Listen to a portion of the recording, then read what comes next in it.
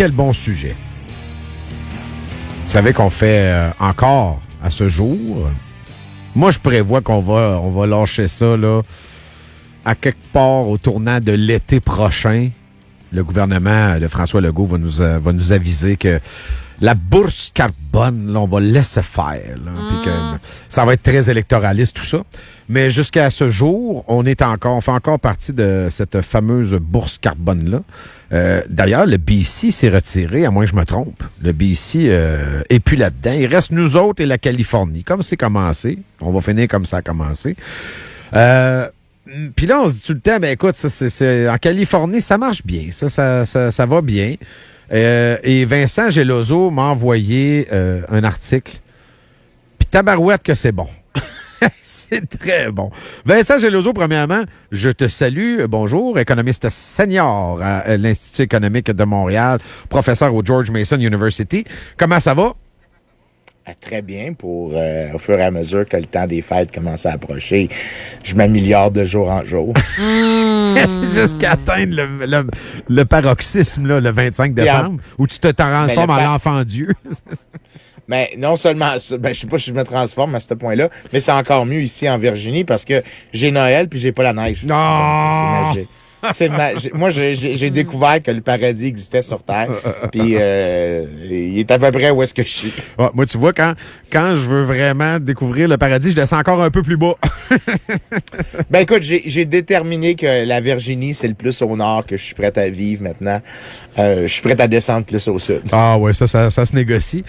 Écoute, parlant justement de descendre plus au sud, jason de Californie un peu, avec sa bourse... hein? Faut pas exagérer, là.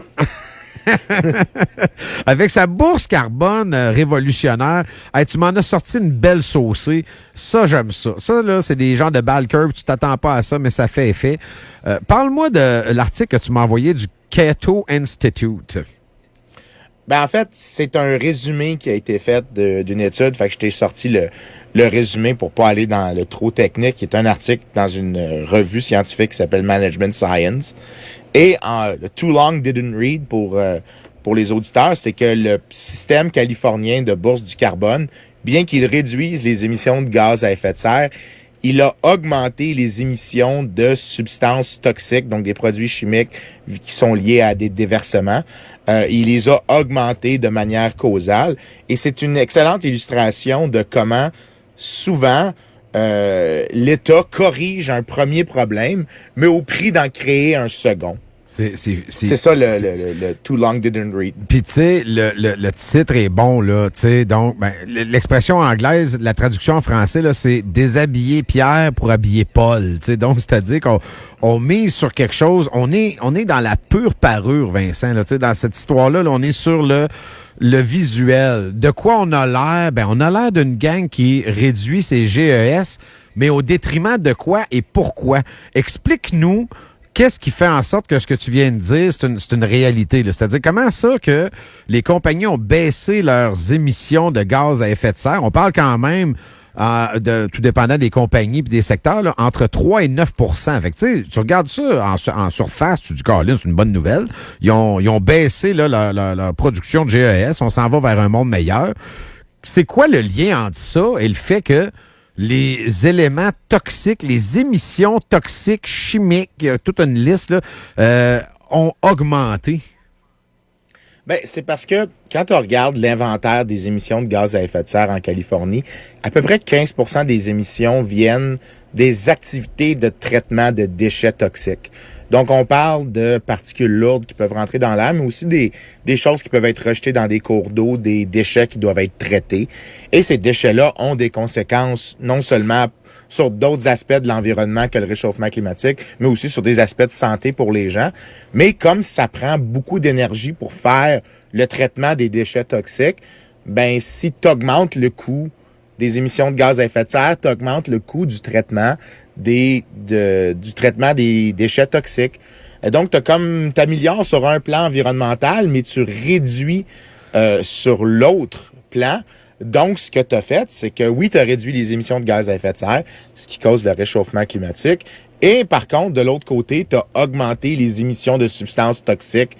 Donc, au net, ça fait comme une sorte d'argument que tu n'as pas autant de bénéfices que tu crois de la politique. Ça veut pas dire qu'il n'y a pas de bénéfices de réduire les émissions de gaz à effet de serre, mais ça veut dire que il y a quelque chose qu'il faut qu'on commence à comprendre dans le rôle de l'État pour gérer des problèmes environnementaux, parce que l'État est capable de régler un problème, mais encore une fois, il le fait au prix d'en créer un second problème. Ouais, il le fait souvent avec un manque de nuances, puis un manque d'élargissement, puis d'essayer de... Parce que, écoute, au moment où je vous ai dit là que les émissions de gaz à effet de serre avaient baissé entre 3 et 9 %, tout dépendant des secteurs, on nous apprend que les émissions toxiques dont tu parles ont augmenté pas entre 3 et 9 %, entre 26 et 42 %. Donc, on est en train de se créer...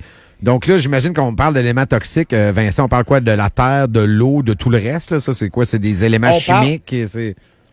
On peut parler de particules lourdes, notamment. Donc, des choses des particules lourdes, c'est des particules dans l'air qui contribuent à causer des fois du smog, mais surtout sont associés à des problèmes de santé comme l'asthme. Donc, ça peut être associé à des problèmes pulmonaires. Et cette augmentation-là, 26 à 42 %, ça pourrait être une petite augmentation, une grosse augmentation en proportion, mais si le niveau il est bas, ouais, je comprends. C'est juste un problème de base. Mais même quand on regarde, est-ce que c'est au-dessus d'un niveau que les agences de santé jugent tolérable? Ben, la Californie, qui était généralement en dessous de ces niveaux-là pour plusieurs indicateurs, maintenant a l'air de dépasser les niveaux qui sont jugés tolérables. Donc, il y a des coûts importants de santé qui sont associés à ça. Donc, oui, il y a eu des augmentations sur un autre point.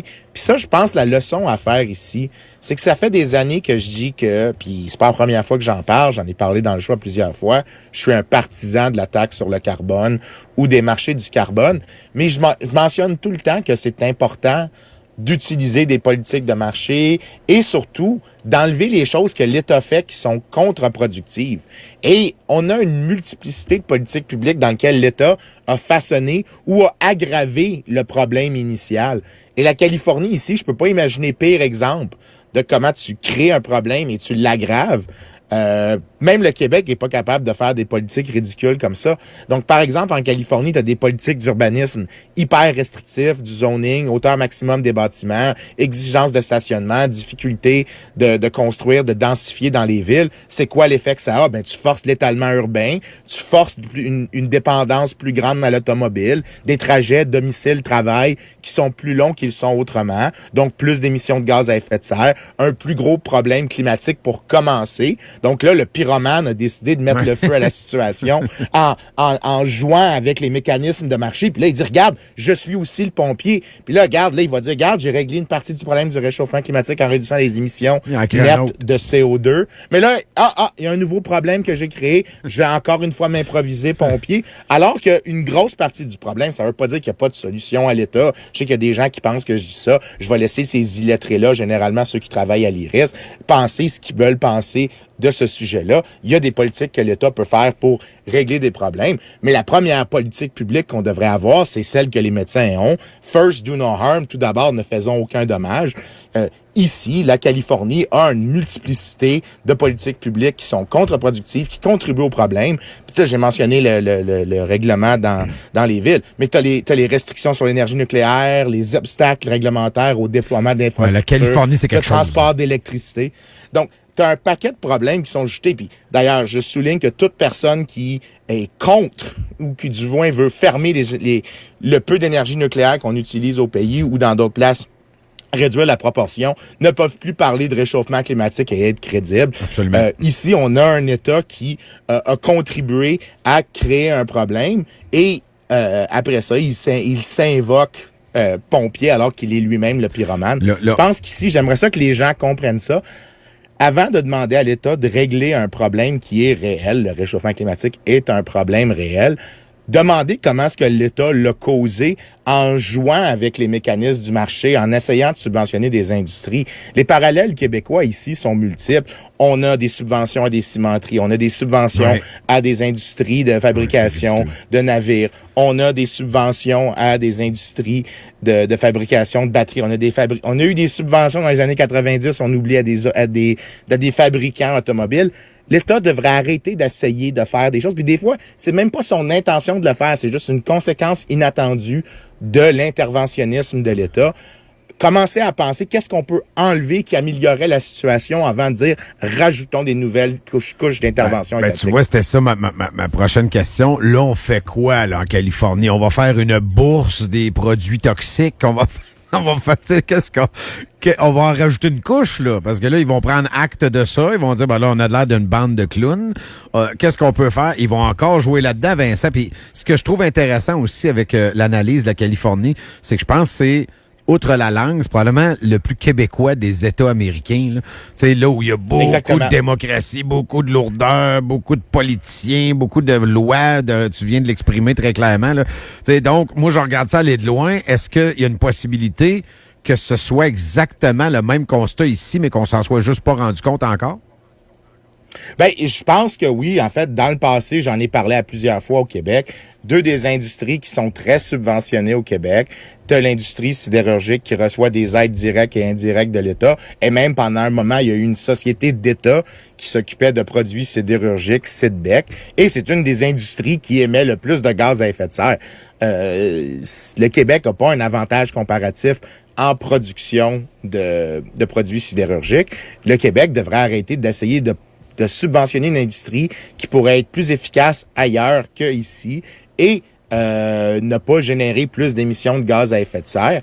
Ça, c'est un exemple, mais t'en as d'autres. T'as l'industrie, par exemple, et ça, c'est le meilleur exemple, c'est l'agriculture au Québec. Chaque fois, je me fais des amis quand je mentionne ça. Mais le Québec n'est pas une terre propice à tous les types d'agriculture, à part quelques endroits pour certains types de récoltes. Mais en ayant autant de protection, de subventions, de barrières réglementaires à l'importation d'aliments étrangers pour le marché québécois, ce qu'on fait, c'est qu'on garde des millions d'acres de terre sous production, alors qu'ils pourraient retourner à la nature. S'ils retournaient à la nature, ils pourraient agir comme des capteurs de carbone, de telle sorte que les émissions nettes de CO2 du Québec et du Canada pourraient baisser. Ici, ce qu'on a, c'est qu'on a des équivalents québécois, c'est pas les mêmes cas, mais on a des politiques publiques qui créent le problème et après ça, on a des politiciens qui se font succession l'un après l'autre pour nous dire que, voilà, je vais m'improviser le médecin qui va régler le problème, le pompier qui va régler le feu, alors que ce sont généralement eux qui créent la pathologie initiale ou qui sont le pyromane qui a parti le feu. Donc, tu sais, tu me dis, t'es en faveur d'une bourse carbone, mais finalement, je veux dire, on court après notre queue, là, tu sais. Toi, dans l'optique... Non. Vas-y donc. Je dois faire une interruption, je m'excuse. La bourse du carbone ou la taxe du carbone, qui sont des équivalents d'une certaine manière, le but, c'est de remplacer, c'est de dire, c'est quoi la politique la plus minime que l'État pourrait faire pour régler le problème de pollution et qui est supérieure à toutes les alternatives. Et c'est très clair qu'une taxe carbone, qui a un autre surnom dans la littérature, on appelle ça une taxe pigouvienne après l'économiste qui a comme inventé le principe. Mais quand tu lis après comme des espèces d'alinéas que les économistes mettent autour de ça, ils disent que c'est ça en remplacement de réglementation, command and control, donc de l'interventionnisme, ou que tu dois, chaque dollar de revenu que tu génères comme ça, tu le baisses sur d'autres choses qui sont neutres, donc tu baisses l'impôt sur le revenu. Ça, c'est le bout qu'on fait pas, là. Donc, nous, on fait juste la moitié du chemin, puis après ça, on dit la job est faite, mais personne ne gagne, là. Exactement. Donc, en plus d'avoir participé à créer le problème, ce qui fait en sorte que le remède doit être un peu plus grave qu'il l'est autrement, parce que si l'État n'avait pas contribué à causer une partie du problème, la solution n'aurait pas besoin d'être aussi extrême. Mais en plus d'appliquer une solution qui doit être plus lourde à appliquer, l'État décide aussi de l'appliquer le plus imparfaitement possible, de ne pas suivre les recommandations usuelles et de s'en servir pour, à toute fin pratique, le Fonds vert au Québec, c'est un sludge fund qui a servi à un ministre de l'économie de distribuer des subventions, comme les prêtres distribuaient des indulgences. Ça n'a réglé aucun problème, ce fonds-là. On a eu des effets positifs sur la réduction de gaz à effet de serre, mais on n'a eu aucun des autres bénéfices qui étaient supposés être là, et les effets compensatoires n'ont pas pu émerger. Et donc, ce qu'on a, c'est le pire un peu de toutes les options possibles, sauf la vraiment pire où est-ce qu'on règle pas une partie du problème. Et je pense que les gens devraient commencer, encore une fois, je le réitère à chaque fois, avant de demander que l'État règle un problème avec une action, demander qu'est-ce que l'État peut arrêter de faire qui réduirait l'ampleur du problème. Et c'est seulement quand on a passé à travers toutes les choses qu'on peut enlever qui règlent une partie du problème qu'on peut ensuite ajouter une autre couche ou une nouvelle couche d'intervention qui pourrait contribuer à régler le problème. Parce que là, à ce point-là, tu peux dire avec un peu plus de certitude que les effets inattendus des politiques publiques ne sont pas aussi graves que ce qu'on pourrait s'attendre. Je pense qu'on a fait un beau tour, Vincent. Merci. Oui, j'étais de bonne humeur aujourd'hui. Oui, Noël approche. Quand c'est Noël approche, je suis toujours de bonne humeur. Quand la session finit, tu viens productif. Je suis toujours productif. Hein? Je suis toujours productif. Salut Vincent, bonne semaine. Toujours un plaisir. Ciao, bye.